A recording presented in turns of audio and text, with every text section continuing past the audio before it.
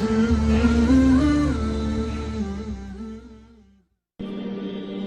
سے اعلیٰ درجے کا اسلام کیا ہے؟ من سلم المسلمون من لسانہ و یدہ۔ زندگی میں یہ طے کر لو، کوئی کتنا ہی تمہیں دکھ پہنچائے، کوئی کتنا ہی تمہاری بےعزتی کرے، چپ ہو جاؤ، سہ جاؤ۔ مرنے والے کی کیا عزت، کیا ذلت، میں نے تو مر کے دیکھا ہے، اور مجھے یہ حدیث سمجھ میں آئی ہے بڑی اچھی طرح، موتوا قبل ان تموتوا، کہ مرنے سے پہلے مر جاؤ۔ اس وقت اگر میں مر جاتا تو مجھے کوئی گالیاں دیتا تو مجھے کیا نقصان تھا، اور مجھے کوئی نعرے لگاتا میرے لیے تو میرا کیا نفع تھا۔ تو مرنے سے پہلے مر جاؤ۔ کوئی تمہیں برا بھلا کہے تو تمہارا کیا نقصان ہے، تمہیں کوئی واہ واہ نعرے لگائے تمہیں کیا نفع ہے۔ اگر اللہ راضی ہے تو مردہ باد اور زندہ باد سے بے نیاز ہو۔ ابو ذر رضی اللہ تعالیٰ عنہ کو ایک آدمی نے گالیاں دی تو انہوں نے فرمایا، بیٹا ایک گھاٹی آگے آ رہی ہے، اس میں گر گیا تو جو کچھ کہہ رہے ہو اس سے بھی زیادہ کا حقدار ہوں، اور اگر پار ہو گیا تو تیری گالیوں سے مجھے کوئی فرق نہیں پڑتا ہے۔ من سلم المسلمون من لسانہ و یدہ موتوا قبل ان تموتوا۔ چونکہ آج کل اخلاق ہیں انتقامی، معاف کرنے والے اخلاق ہیں نہیں، انتقامی اخلاق ہیں۔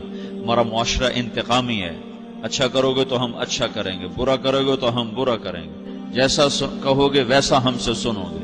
یہ ہمارا ماحول ہے، یہ ہمارا۔ ایک ماں کہہ رہی تھی دوسری ماں کو، میرے پترا کدی کسی نے وقت سلام نہیں کیتا، بڑے فخر سے کہہ رہی ہے، ہمارے اپنے گاؤں کی بات، میرے پترا کدی نہیں کسی نے وقت سلام کیتا، مائی جڑا کرے انہوں کریں دیں، جڑا نہ کرے انہوں پوچھ دے ہی کوئی نہیں۔ یہ وہ فخر سے کہہ رہی۔ جو سب سے بڑا عیب ہے وہ سب سے بڑا فخر بنا ہو۔ میرے پترا کدی نہیں کسی نے وقت سلام کیتا۔ جب ماں باپ نے یہ سبق دیا تو اولاد کا کیا قصور ہے؟ ہمارا معاشرہ انتقامی ہے، ایک کی 10 سنانے کا ماحول ہے، تو آپ 100 کی ایک بھی نہ سناؤ۔ احنف بن قیس رضی اللہ تعالیٰ عنہ پہ ایک آدمی نے چڑھائی کر کہنے لگا، ایک سناؤ گے نا تو 10 سنو گے میری طرف سے۔ تو احنف بن قیس کہنے لگے، بھائی تو مجھے 100 بھی سنائے گا نا تو میری طرف سے ایک بھی تو نہیں سنے گا۔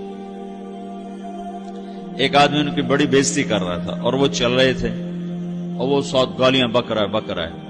جب آ گیا نا قریب شہر تو کہنے لگے، دیکھا میرا قبیلہ یہاں رہتا ہے، اگر کسی نے سن لیا نا تو تیری بڑی دھلائی کر دے گا، تو نے جو مجھے گالیاں دینی میں کھڑا ہوں یہیں تو دے لے، تو اپنا سارا زور پورا کر لے تاکہ آگے تجھے کوئی تکلیف نہ پہنچا دے میری وجہ سے۔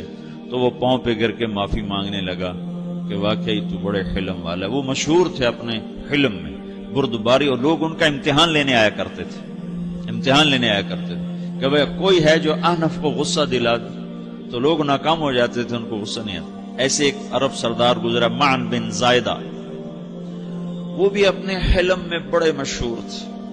ایک دفعہ لوگوں میں شرط لگ گئی کہ کوئی ہے معن بن زائدہ کو غصہ دلائے تو ہم اس کو انعام دیں گے۔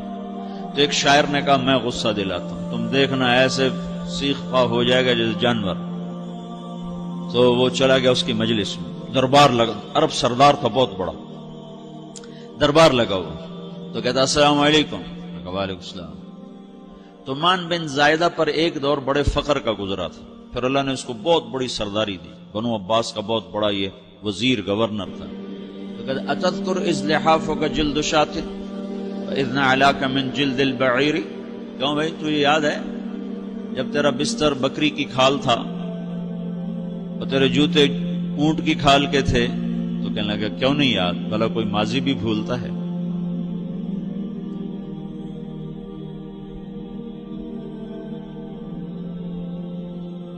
تو وہ کہنے لگا، پہلا وار تو خطا کا، فسبحان الذی اعطاک ملکا وعلمک الجلوس علی السریر، تو پھر ساری تعریفیں تو اللہ کی ہیں جس نے تیرے جیسے کو تخت پہ بٹھا دیا۔ کہاں بھئی ساری تعریفیں اللہ کی ہیں، میری تو کوئی اوقات نہیں۔ تو کہنے لگا، سأرحل عن دیار انت فیہا وان جار الزمان علی الفقیر، جہاں تیرے جیسا حکمران ہو وہاں مجھے رہنا گوارا ہی نہیں ہے، میں یہاں سے چھوڑ کے نکل جاؤں گا چاہے کتنی تکلیف اٹھاؤں۔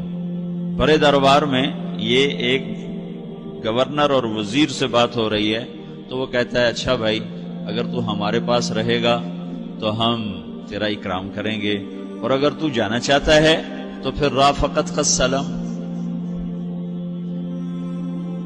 تو وہ یہ بار بھی خالی گیا تو کہنے لگا فجد لی ابن ناقصۃ بمال.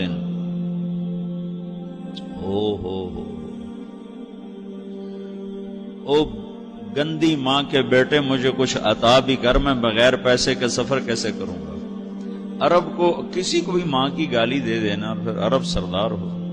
فجد لی ابن ناقصۃ بمال. بری ماں کے بیٹے مجھے کچھ پیسے بھی دے، میں نے جانا ہے. میں کہا اس کو 3000 دے دیا جائے. اللہ تو کہنے لگا قلیل ما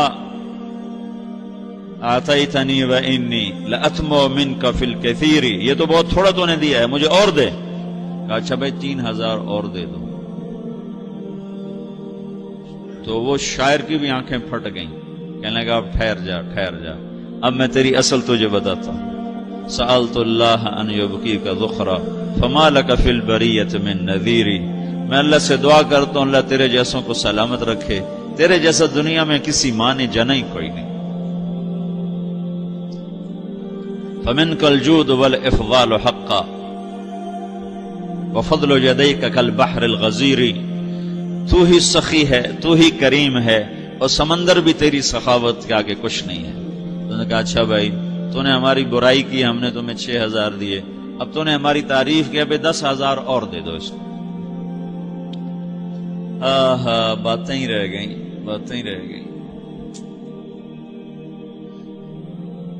کہاں سے لائیں ایسے لوگ؟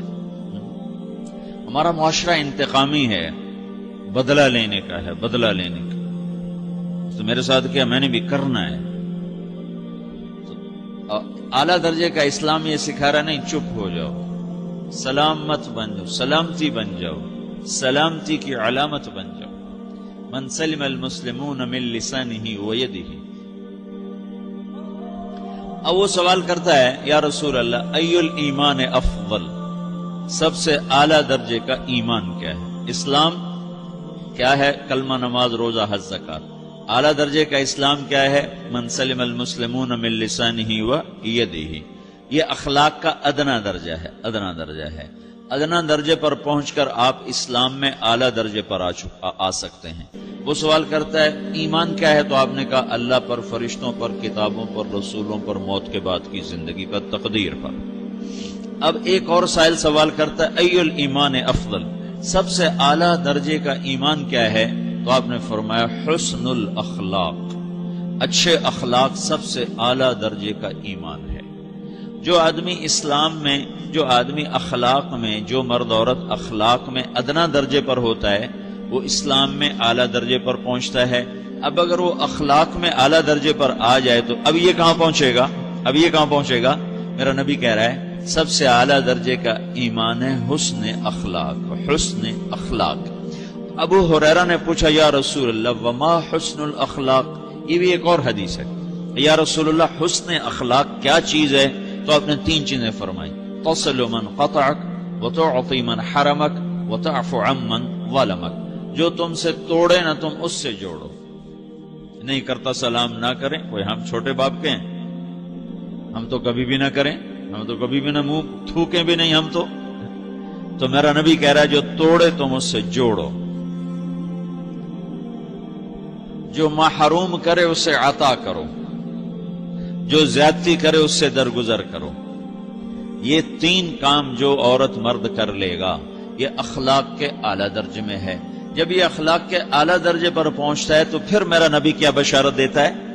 ادنا درجے پر پہنچ کر تو اعلیٰ مسلمان کی بشارت ہے، اور اخلاق میں اعلیٰ درجے پر پہنچ کر میرا نبی کہتا ہے کاد الحلیم ان یکون نبیا.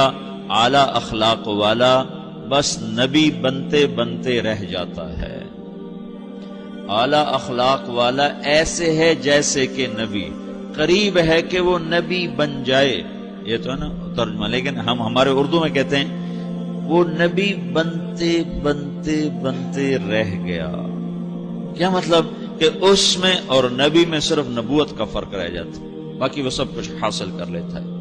تو یہ سارے دین کا میں نے آپ کو خلاصہ بتایا ہے. کہ میری آپ کی ضرورت ہے کہ میرا اسلام اعلیٰ درجے کا ہو. من سلم المسلمون من لسانہ و یدہ، میرا ایمان اعلیٰ درجے کا ہو.